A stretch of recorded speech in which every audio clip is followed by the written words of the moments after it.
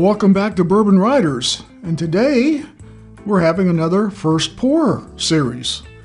What are we trying out? We are trying out Cooper's Craft. This is the Cooper's Craft Barrel Reserve Kentucky Straight Bourbon Whiskey 100 proof. 50% alcohol by volume, or 50 APV. They states, and I'm reading from the back of the bottle, our chiseled barrels have been handcrafted by our master cooper to deliver a bold and complex Kentucky bourbon that is bottled at 100 proof. Now, I'd read a little bit about this, and apparently what they do before they char the barrels, they chisel them out to get more ridges. And then that allows more, I guess, square inch of charred barrel for the bourbon to sit in. I'm not sure the age. I don't see any age statement on this, but it is a Kentucky straight bourbon whiskey, so it has to be at least 4 years old. It is 100 proof. And, well, let's get to this. So, we've taken off the wrapper. We've not taken off the top. And let's see what kind of nice pop we get. Oh, that was really nice. Interesting. So, Cooper's Craft. Basically, it's about mid 30s, low 30s, depending on where you find it, up here in North Georgia. I think it was, I don't know, $32, $33, something like that. So, let's see what the nose says.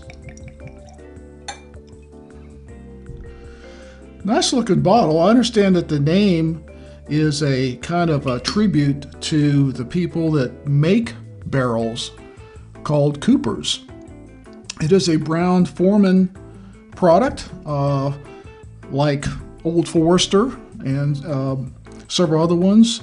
Early Times used to be a brown-forman product until they sold it to Sazerac, I believe that's true. So let's. That is a beautiful color. I noticed that, like, wow. Dark amber. A little bit of oil. Not too heavy. But that color, that's really interesting. Swirl it around a little bit. Now, on the Cooper's website, this is what they say. The nose. Fresh hewn oak with hints of smoke and char are spiced with hints of cinnamon and leather atop a layer of orchard and citrus fruit, sweetened with a sprinkling of vanilla wafer crumbs. Whoever wrote that, you need to give them a raise, because I think that's the best nose statement I've seen on bourbon all month. So let's see how the nose likes it.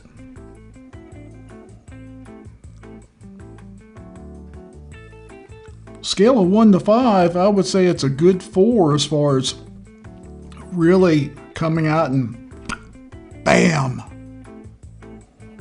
But a nice bam. A lot of sweetness there. I do see smell the fruits. Excuse me. I'm not sure about the vanilla wafer crumbs, but definitely vanilla, definitely smoke, definitely some oak. Not sure about the cinnamon. If the taste is half as good as the smell, we've got a winner here. So, cheers.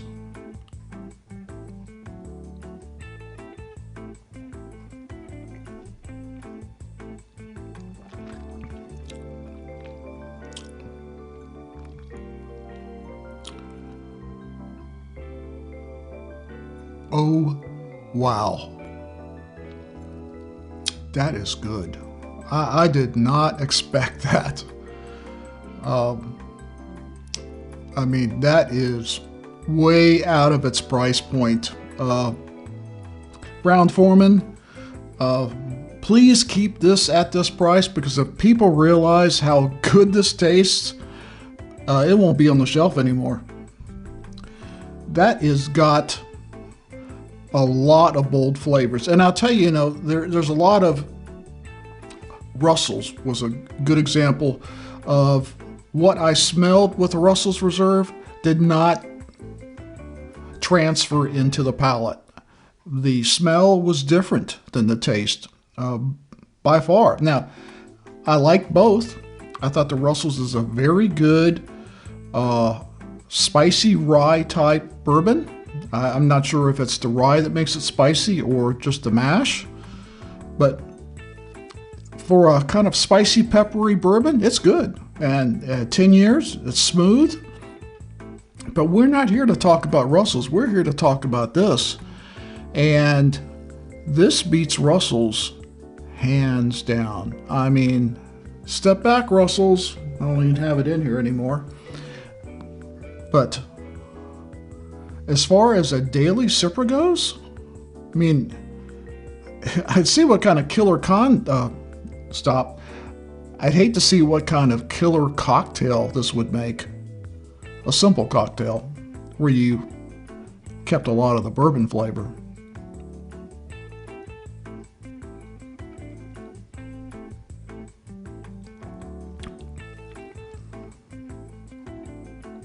It's even better the second sip. Wow.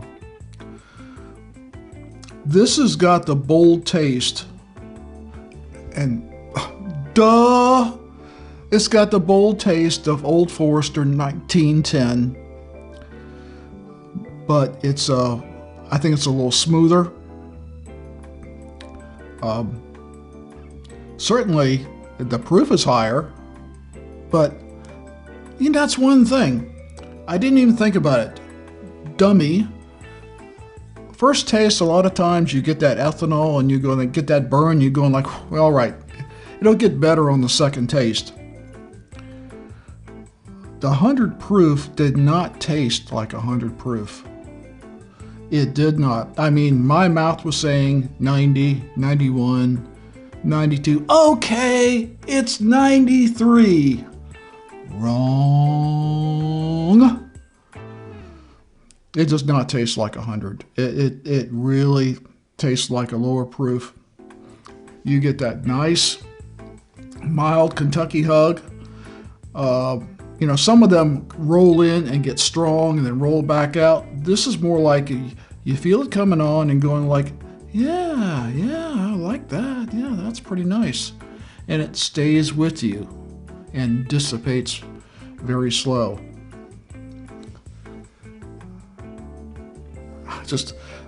I guess it's that charring, that special charring that they talk about in there to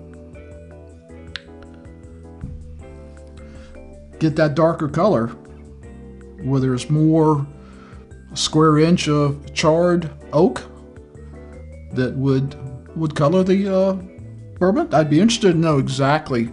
I'll have to look it up. How old this is. How long? How many years it's aged? It really is up there with the 1910, and the 1910 I believe is double barreled or double oaked. This tastes more like a 1910 or a Woodford Reserve double oaked than it does a $32 bourbon.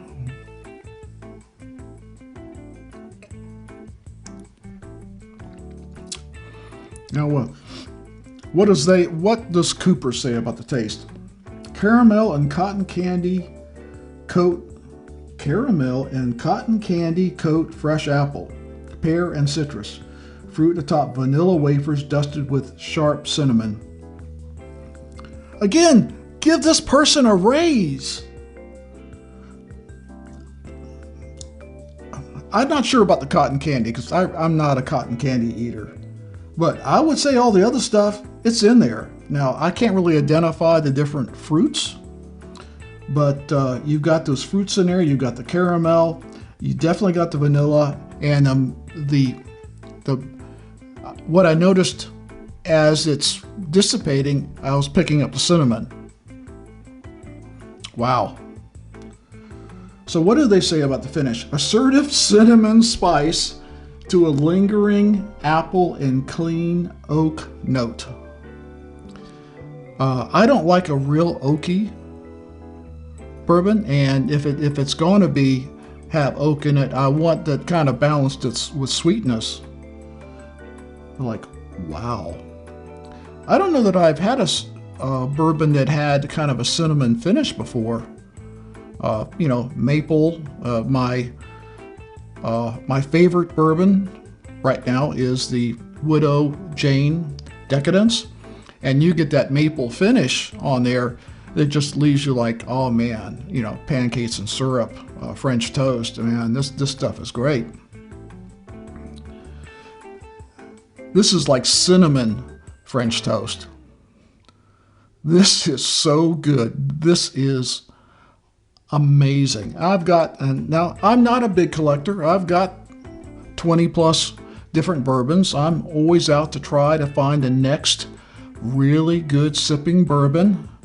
And if I stopped right now, I would have a nice collection. And it would be because oh, hey, I found it. Here's my daily sipper. I've got my special occasions. I got my ones for my friends coming over. But at the end of the day, I just want to sit down with a daily sipper that I don't have to put in a cocktail. I don't have to put over ice. This could be it. I want you to look at that color.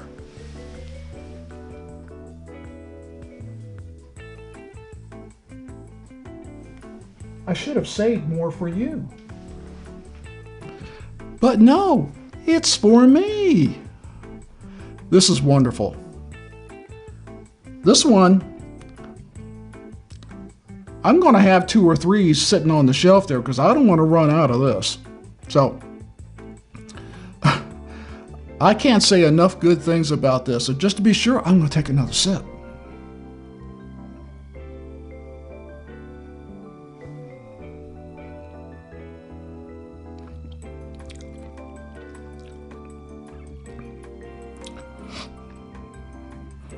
The more I taste it, the more I can dig the spice out a little bit, kind of separate. The spice hits the front, the cinnamon and the sweetness and the citrus hit the middle, and then that kind of vanilla lingers in the back. And then after, you're just sitting here wondering when you're going to take the next sip, you're left with that cinnamon. Do me a favor, or don't do me a favor, because I don't want them to disappear. If you have a chance to buy this, I have bought bourbons twice, 3 times the price of this, and aren't half as good. Name and marketing isn't everything, and Brown-Forman is my second favorite distiller behind Buffalo Trace. I'm sorry, I got started in bourbon because of Buffalo Trace. So I will always have a loyalty to that distillery. But I am becoming a big fan of Brown-Forman. So we appreciate you stopping by. And as always, drink responsibly. Don't drink and drive. And if you're a motorcycle rider like me, get out there and find some interesting bourbons and bring them back. And let me know about them. See you next time.